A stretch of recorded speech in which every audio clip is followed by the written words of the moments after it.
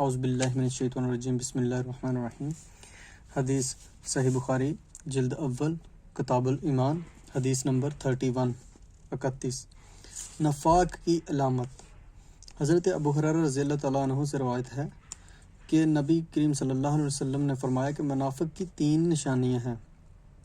جب بات کرے جھوٹ بولے، نمبر 1 جب بات کرے جھوٹ بولے، نمبر 2 جب وعدہ کرے وعدہ خلافی کرے، اور نمبر 3 جب اس کے پاس امانت رکھی جائے تو خیانت کرے۔ اعوذ باللہ من الشیطان الرجیم بسم اللہ الرحمن الرحیم۔ حدیث نمبر 32، حدیث نمبر 32، گالی بکنا نفاق کی علامت ہے۔ حضرت عبداللہ بن عمر رضی اللہ تعالیٰ عنہ سے مروی ہے کہ نبی کریم صلی اللہ علیہ وسلم نے فرمایا، جس میں یہ 4 باتیں ہوں گی وہ خالص منافق ہے، اور جس میں ان میں سے ایک ہوگی اس میں نفاق کی ایک خصلت پائی جائے گی، یہاں تک کہ اس کو چھوڑ دے۔ جب اس کے پاس امانت رکھی جائے تو خیانت کرے، جب بات کرے تو جھوٹ بولے، اور جب عہد کرے تو دغا کرے، جب جھگڑا کرے تو گالی دے۔ بسم اللہ الرحمن الرحیم۔ حدیث نمبر 33، جہاد کی اہمیت۔ حضرت ابو ہریرہ رضی اللہ تعالیٰ عنہ نبی کریم صلی اللہ علیہ وسلم سے روایت کرتے ہیں کہ حضرت صلی اللہ علیہ وسلم نے فرمایا، اس شخص کے لیے ایک جہاد فی سبیل اللہ، اس شخص کے لیے جو جہاد فی سبیل اللہ کے لیے نکلے، اور اس کو جہاد کے لیے صرف اللہ عز و جل پر ایمان نے اور تمام پیغمبروں کی تصدیق نے نکالا ہو، اللہ نے اپنے ذمہ کرم کر لیا ہے، یا تو اسے ثواب یا مال غنیمت کے ساتھ گھر واپس کرے، یا اس کو شہید کرا کے جنت میں داخل کرے۔ اگر میں یہ نہ سمجھتا کہ میری امت پر یہ شاک ہوگا تو میں کسی ساریہ سے پیچھے نہ رہتا، اور اس میں بات کو پسند کرتا ہوں کہ اللہ کی راہ میں مارا جاؤں، پھر زندہ کیا جاؤں، پھر شہید کیا جاؤں، پھر زندہ کیا جاؤں، پھر شہید کیا جاؤں۔ بسم اللہ الرحمن الرحیم۔ حدیث نمبر پہلے ہم نے 33 پڑھی ہے، حدیث نمبر 34، جس نے ایمان کے ساتھ روزہ رکھا۔ حضرت ابو ہریرہ رضی اللہ تعالیٰ عنہ سے روایت ہے کہ رسول اللہ صلی اللہ علیہ وسلم نے فرمایا، جس نے شب قدر میں عبادت کی ایمان کے ساتھ اور ثواب کی نیت سے، اس کے گزشتہ گناہ معاف کر دیے جائیں گے، اور جس نے رمضان کا روزہ ایمان کے ساتھ اور ثواب کی نیت سے رکھا، اس کے گزشتہ یعنی کہ پچھلے گناہ بخش دیے جائیں گے۔ سبحان اللہ۔ بسم اللہ الرحمن الرحیم۔ صحیح بخاری جلد اول کتاب الایمان، حدیث نمبر 35، دین آسان ہے۔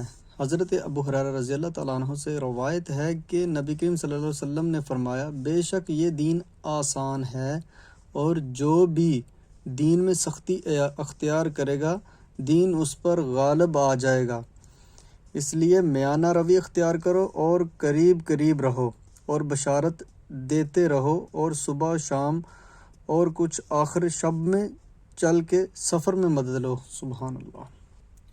جیسے کہ حضرت ابو سعید رضی اللہ تعالیٰ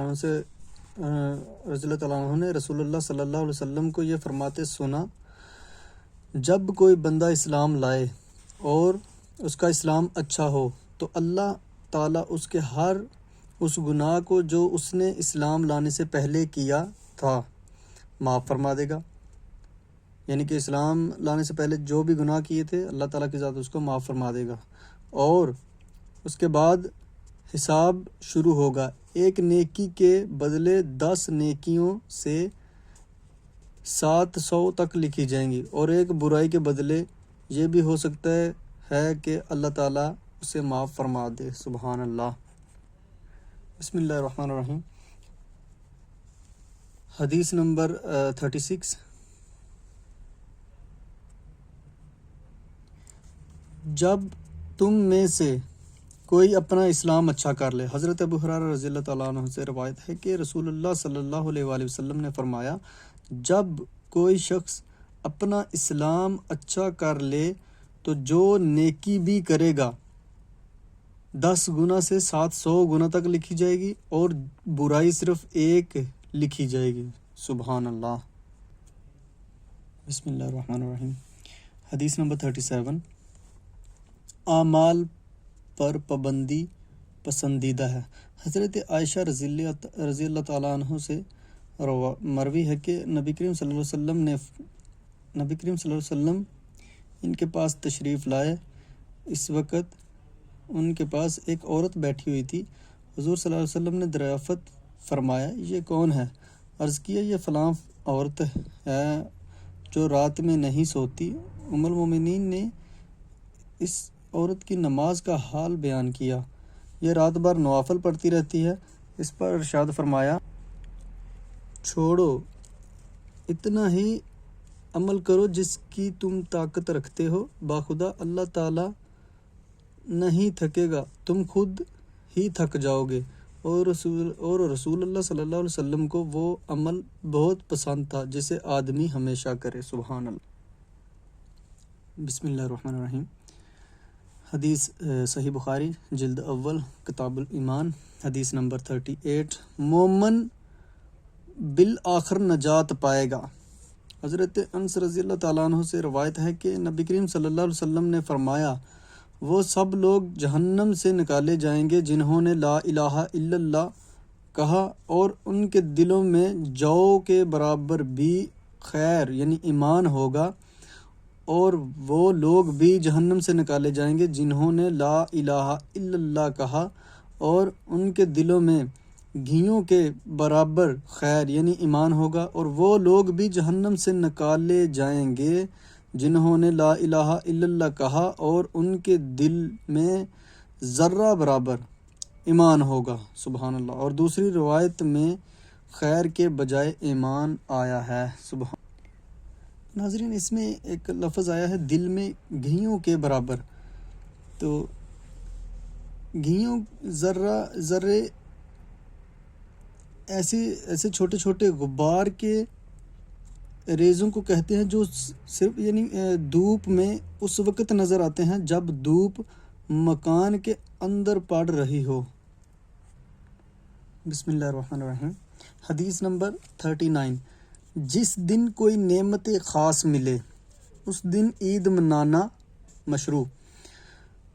حضرت عمر بن خطاب رضی اللہ تعالیٰ عنہ سے مروی ہے کہ ایک یہودی کعب احبار نے آپ سے کہا، اے امیر المومنین، آپ لوگوں کی کتاب میں ایک آیت ہے جسے آپ لوگ پڑھتے ہیں، اگر یہ آیت ہم یہودیوں پہ نازل ہوتی تو ہم اس کے نازل ہونے کے دن کو عید بنا لیتے۔ حضرت عمر نے پوچھا، وہ کون سی آیت ہے؟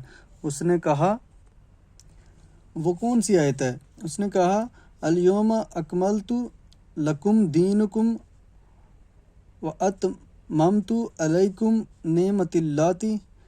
حضرت عمر رضی اللہ تعالیٰ عنہ نے فرمایا، ہم اس دن کو جانتے ہیں اور اس جگہ کو بھی جانتے ہیں، یعنی اس جگہ کو بھی جہاں یہ آیت نبی کریم صلی اللہ علیہ وآلہ وسلم پر نازل ہوئی تھی، اور وہ جگہ عرفات تھی، اور وہ دن جمعہ تھا، اور حضور صلی اللہ علیہ وآلہ وسلم اس وقت کھڑے تھے۔ سبحان اللہ۔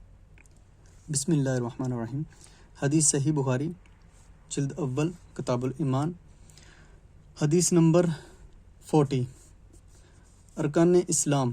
حضرت طلحہ بن عبید اللہ رضی اللہ تعالیٰ عنہ سے مروی ہے کہ رسول اللہ صلی اللہ علیہ وآلہ وسلم کی خدمت میں اہل نجد سے ایک صاحب حاضر ہوئے، ان کے بال پراگندہ تھے، ہم ان کی آواز کی گونج کو سنتے تھے مگر وہ کیا کہہ رہے تھے ہم نہیں سمجھ پاتے تھے، یہاں تک کہ وہ قریب آئے، اب سمجھ میں آیا کہ وہ اسلام کے بارے میں سوال کر رہے ہیں۔ رسول اللہ صلی اللہ علیہ وآلہ وسلم نے ارشاد فرمایا، دن و رات میں 5 نمازیں۔ انہوں نے کہا، ان کے علاوہ بھی کچھ نمازیں ہیں؟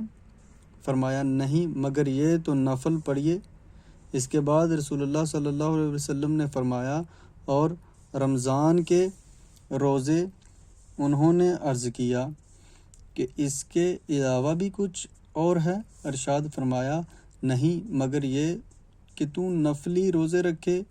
پھر رسول اللہ صلی اللہ علیہ وسلم نے ان کے سامنے زکوٰۃ کو ذکر فرمایا۔ انہوں نے پوچھا اس کے سوا اور کچھ؟ ارشاد فرمایا نہیں، ہاں تو چاہے تو صدقہ نافلہ دے۔